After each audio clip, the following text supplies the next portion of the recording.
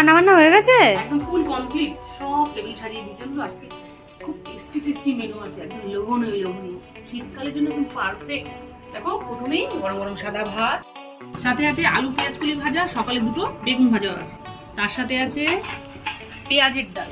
আজকে পেঁয়াজের ডাল করেছি, অনেক দিন ধরে না পেঁয়াজের ডাল খেতে ইচ্ছা করছে। মাঝে মাঝে তো টক ডাল করি, আজকে পেঁয়াজের ডাল করেছি। করে আছে কাঁকড়া কষা। আজকে কাঁকড়া কষা একটু আলু দিয়েছি, বলেছিস আলু দিতে, আজকে একটু আলু দিয়েছি।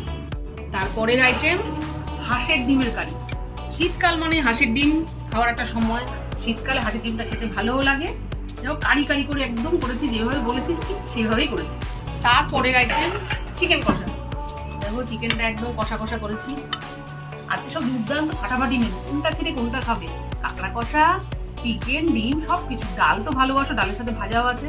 এই হলো আজকে দুপুরবেলা দুর্দান্ত ফাটাফাটি একদম চমৎকার মেনুগুলো কেমন হলো তোমরা একটু কমেন্ট করে অবশ্যই জানাবে। আজকের মতো এই পর্যন্ত, আবার দেখা হবে নতুন কোনো ভিডিওতে। ততক্ষণে জানো, টাটা।